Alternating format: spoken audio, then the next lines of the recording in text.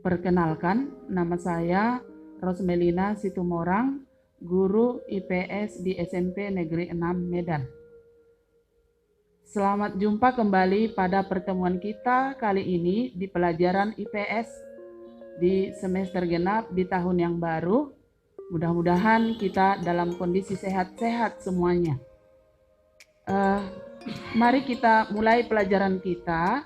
Untuk kali ini, tema pembelajaran kita yaitu mengenai kegiatan ekonomi.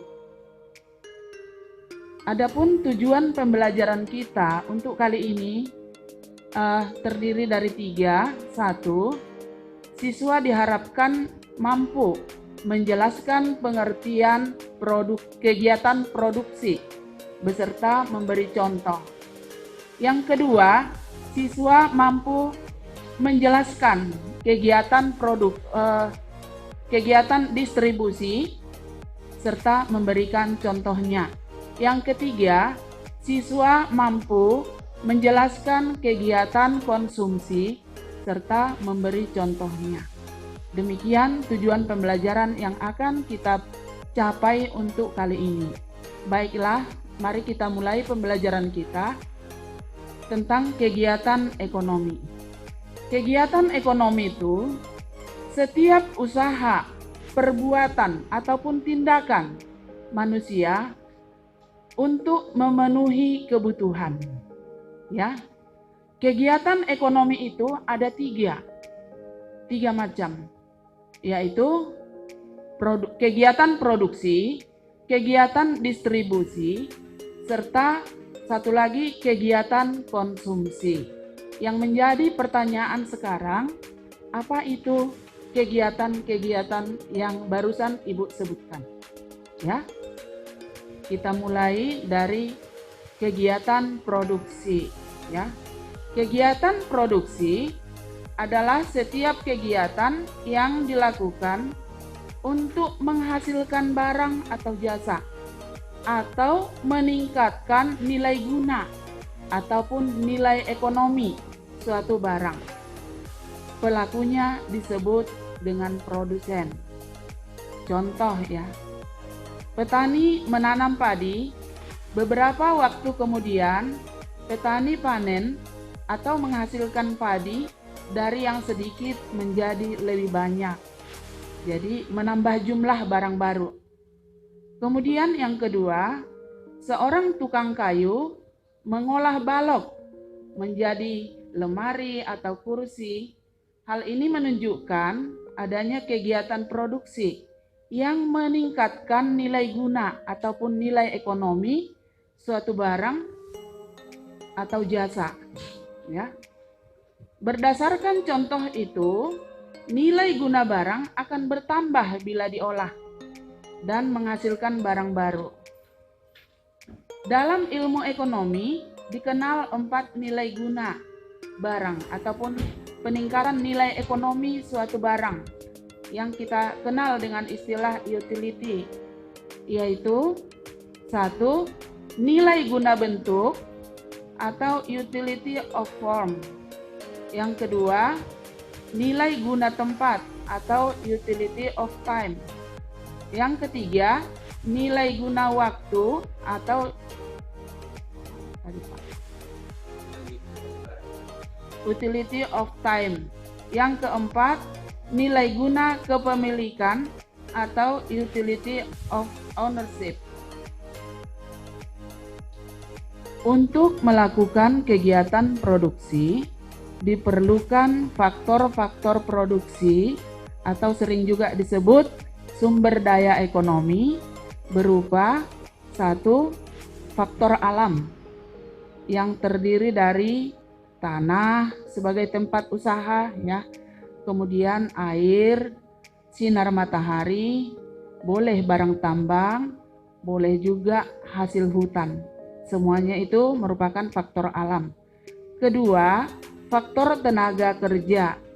Faktor tenaga kerja ini bisa digolongkan menjadi tenaga kerja terdidik, tenaga kerja terlatih, dan tenaga kerja terdidik serta tenaga kerja tidak terlatih.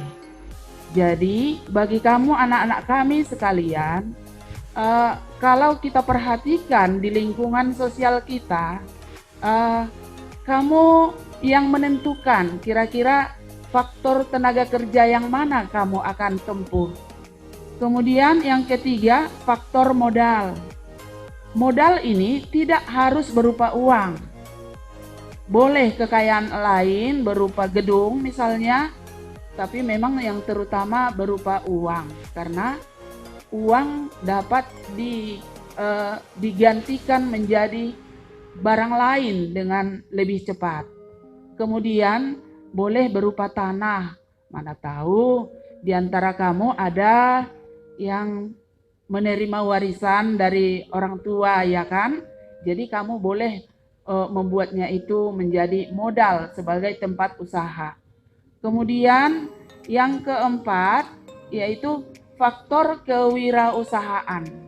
Perlu kamu ketahui, faktor alam yang pertama tadi serta faktor tenaga kerja itu disebut faktor produksi asli. Sedangkan nomor 3, faktor modal serta faktor kewirausahaan yang keempat itu dinamakan faktor produksi turunan. Yang pertama dan kedua disebut faktor produksi asli, ya, itu merupakan ciptaan Tuhan.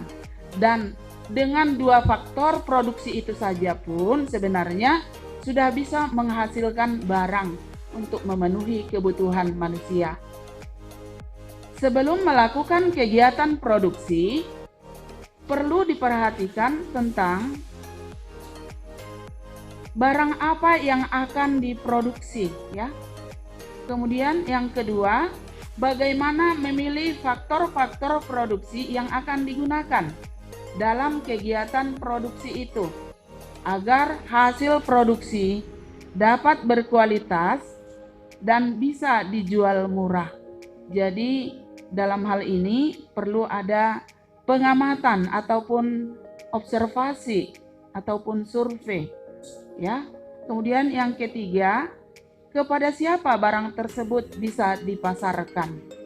Kenapa perlu itu diperhatikan? Sebab ujung tombak dari kelangsungan produksi itu bersumber dari laku tidaknya hasil produksi di pasar.